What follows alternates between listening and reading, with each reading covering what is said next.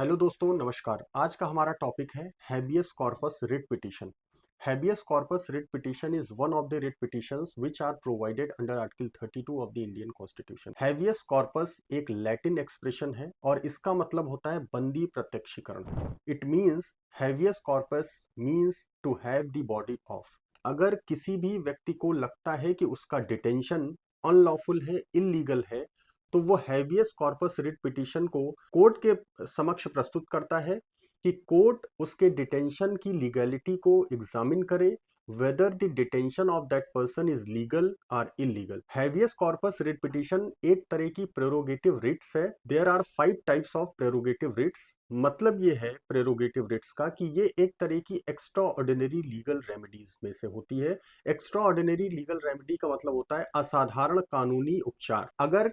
किसी भी व्यक्ति को ये लगता है कि सरकार या उसकी इंस्ट्रूमेंटेलिटी या उसके विभाग के द्वारा कोई ऐसा एक्शन लिया जा रहा है, कोई ऐसा काम किया जा रहा है जिससे कि उस व्यक्ति के फंडामेंटल राइट्स या उसके लीगल राइट्स प्रभावित हो रहे हैं, then that person can approach to the concern honourable high court. और माननीय उच्च न्यायालय के द्वारा जो कि संविधान में प्रोवाइडेड 5 रिट पिटिशंस हैं, habeas corpus, mandamus, prohibition, quo warranto and certiorari, ये 5 तरीके की प्रोरोगेटिव रिट्स की जिक्र आर्टिकल 32 में किया गया है। Article 32 is for the honourable supreme court and article 226 is for the high courts. क्या डिफरेंस होता है अनुच्छेद 32 और अनुच्छेद 226 के बीच? अनुच्छेद 32 जुरिस्डिक्शन के अगर हिसाब से देखा जाए तो ये वाइडर है देन आर्टिकल 226। मतलब ये है कि आर्टिकल 32 में कॉन्स्टिट्यूशनल रेमेडीज की बात की गई है, संवैधानिक उपचारों की बात की गई है। Part 3 of the constitution fundamental rights की बात करता है और फंडामेंटल राइट्स के वायलेशन के केस में जिस भी व्यक्ति का मौलिक अधिकार का उल्लंघन किया जा रहा है, वो आर्टिकल 32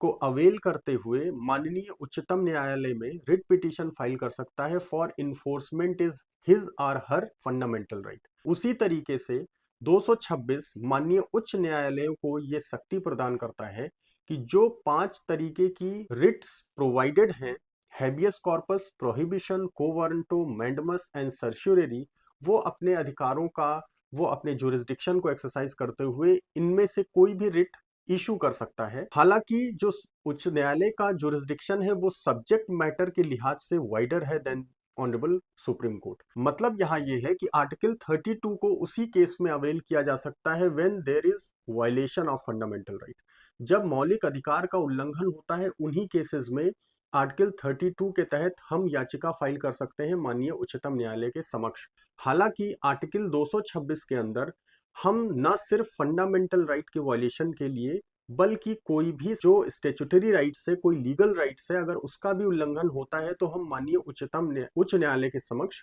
रिट याचिका फाइल कर सकते हैं for enforcement of such legal और स्टेचुटरी राइट्स। इन 5 रिट याचिकाओं में एक है हैबियस कॉर्पस। हैबियस कॉर्पस उस केस में फाइल की जा सकती है जबकि व्यक्ति को लगता है कि उसका डिटेंशन जो अथॉरिटीज ने किया है, जो लॉ इन्फोर्समेंट एजेंसीज हैं,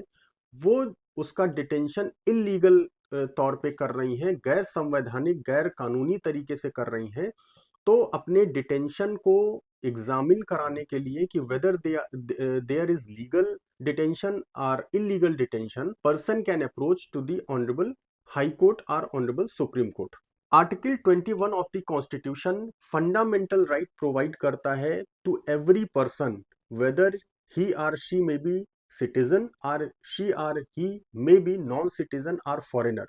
अगर उसको लगता है कि उसका जो पर्सनल लिबर्टी है या उसका जो जीवन है, उसका जो लाइफ है, उस लाइफ या पर्सनल लिबर्टी से ऐसे व्यक्ति को डिप्राइव किया जा रहा है without authority of law, means article 21 says no person shall be deprived of his life or personal liberty except according to the procedure established by law।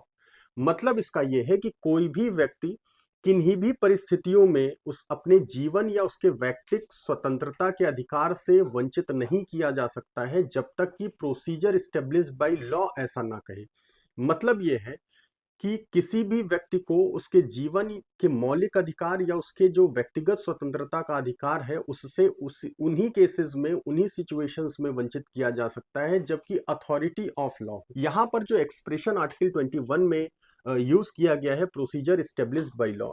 ये एक कंट्रोवर्शियल इशू रहा है स्टार्टिंग डेज में when this constitution has come into force. Procedure established by law और due process of law में क्या difference होता है? Due process of law, American constitution provide करता है कि ड्यू प्रोसेस ऑफ लॉ क्या है। ड्यू प्रोसेस ऑफ लॉ को फॉलो करके ही किसी को उसके व्यक्तिगत स्वतंत्रता या लाइफ से डिप्राइव किया जा सकता है, जबकि इंडियन कॉन्स्टिट्यूशन के जो मेकर हैं उन्होंने क्यों इस एक्सप्रेशन को यूज किया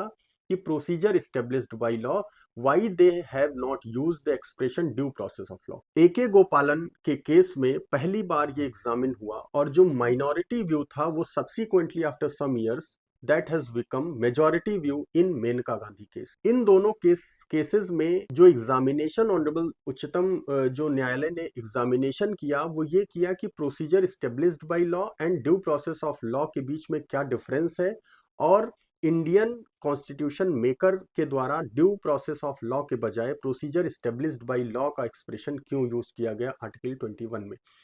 ए.के. गोपालन के केस में जो एग्जामिनेशन हुआ उसमें कोर्ट का जो मेजॉरिटी व्यू था वो ये था कि अगर लेजिस्लेटिव असेंबली या पार्लियामेंट मींस अगर विधायिका कोई प्रोसीजर स्टेब्लिश करती है by law,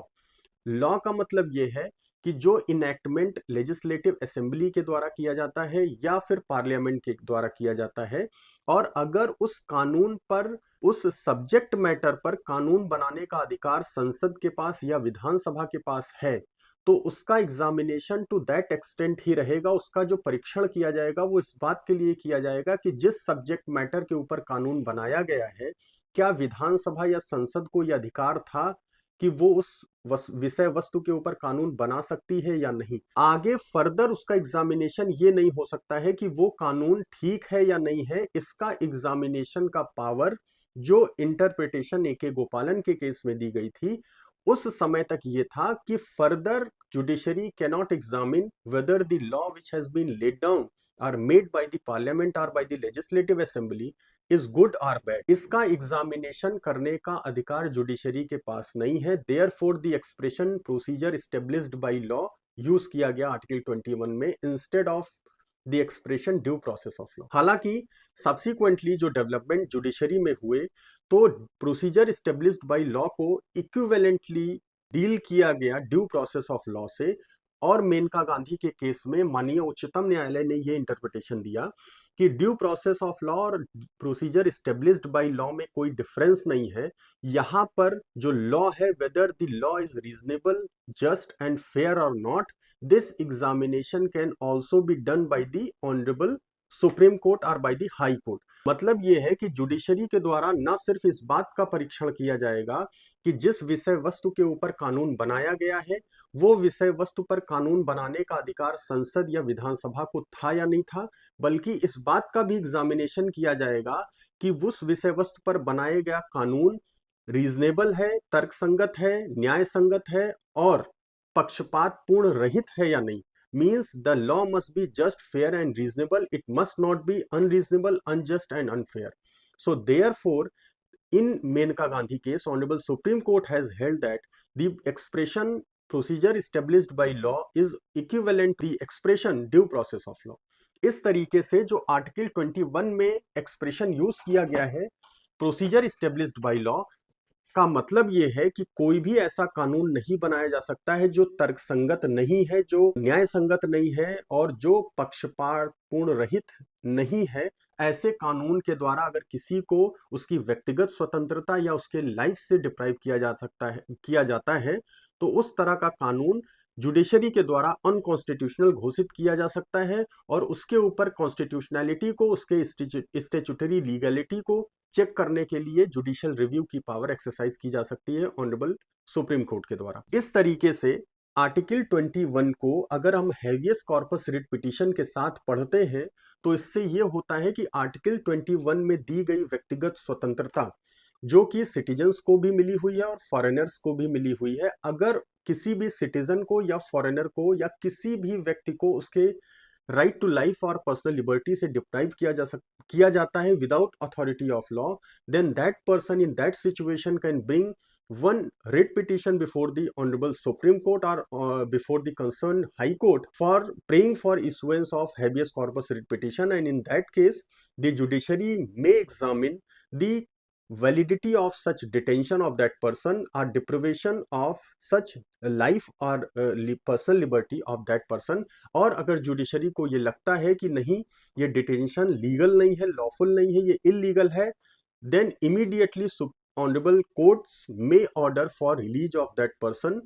from such unlawful detention. इस तरीके से habeas corpus writ petition के द्वारा जो पर्सनल लिबर्टी इंडिविजुअल्स को दी गई है उसको सिक्योर करने के लिए और जो भी लॉ एनफोर्समेंट एजेंसीज हैं उनके पावर के मिसयूज को रोकने के लिए this writ petition is very effective, and this is one of the effective legal remedies which are provided in the constitution itself as well as in the statute also. यहाँ पर जो criminal procedure code है जिसको कि बाद में BNSS भारतीय न्याय सुरक्षा संहिता के द्वारा रिप्लेस किया गया,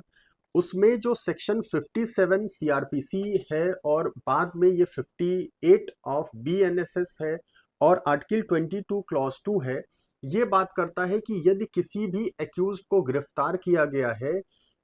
पुलिस कस्टडी में उसको रखा गया है, पुलिस के द्वारा उसको डिटेन किया गया है, तो उस व्यक्ति को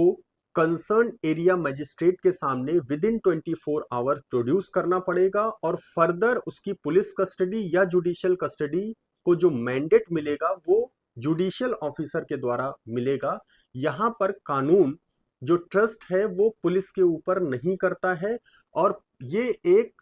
safeguard है in order to ensure personal liberty of the individual which is provided in the article 21 of the Indian Constitution। इस तरीके से जो स्टेचुटरी प्रोविजन है 57 CRPC में, 58 BNSS में and article 22 clause 2 of the Indian constitution, ये clearly कहता है कि the moment a person is apprehended by the law enforcement agency he must be produced within 24 hours before the area magistrate in order to get mandate for his further judicial custody or his police custody। इस तरीके से अगर किसी व्यक्ति को एप्रहेंड किया जाता है, उसको कस्टडी में लिया जाता है, तो 24 घंटे के अंदर उसको एरिया मैजिस्ट्रेट के सामने उसके समक्ष उसको प्रस्तुत करना होगा और एरिया मैजिस्ट्रेट को लगता है कि there is ground for further detention, then only area magistrate can give remand to police for police custody or he may send such person to the judicial custody। इस प्रकार से जो हैबियस कॉर्पस रिट पिटीशन है इसका जो purpose है उसका purpose है कि किसी भी पर्सन के डिटेंशन के लॉफुल होने को इंश्योर करना, कि किसी भी पर्सन को अगर उसकी पर्सनल लिबर्टी से डिप्राइव किया जाता है तो उस केस में उसका डिटेंशन लॉफुल होना चाहिए और that must not be held illegal. Illegal detention को यहाँ पर प्रोहिबिट करने के लिए, उसको रोके जाने के लिए हैबियस कॉर्पस रिट पिटीशन को ऑनरेबल सुप्रीम कोर्ट ने हैबियस कॉर्पस रिट पिटीशन के केस में जो बाद में वाइडर इंटरप्रिटेशन दिया, इसको एक वाइडर डायमेंशन दिया, वो ये था कि शुरुआत में हैबियस कॉर्पस रिट पिटीशन में कंपनसेशन अवार्ड नहीं होता था for past deprivation of personal liberty, but subsequently in Bhim Sen versus State of Jammu and Kashmir, in Rudal Shah versus State of Bihar और सुनील बत्रा वर्सेस दिल्ली एडमिनिस्ट्रेशन, इन सारे cases में ये landmark case हैं on the subject of habeas corpus writ petition, जिसमें supreme court ने ये पाया कि अगर पास्ट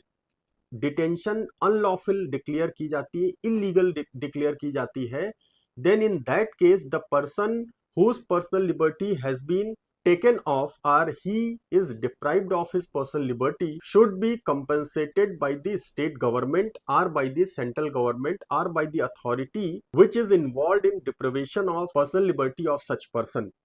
सुनील बत्रा के केस में एक नया dimension habeas corpus writ petition को मिला, जिसमें कि रिकॉग्निशन ऑफ प्रिजनर्स राइट्स की बात की गई, प्रिजन रिफॉर्म्स की बात की गई और सुनील बत्रा के केस में सिंपल लेटर को honourable supreme court has taken as a habeas corpus writ petition, and several guidelines have been issued or laid down by the Supreme Court in order to ensure fundamental right to the prisoners and also judicial oversight over the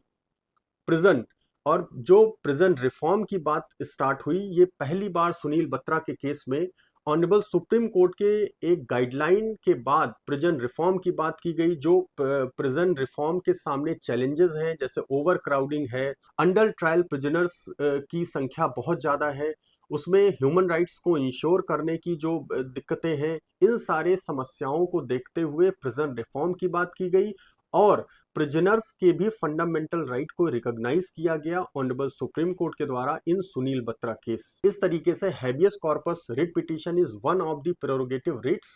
which is provided in article 32 of the Indian constitution. ये एक तरह की extraordinary legal remedy है which is available to every person whether he is citizen of this country or he is a foreigner.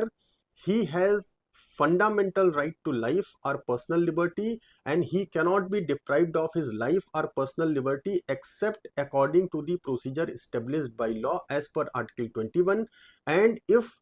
he feels or any person who is detained by the law enforcement agency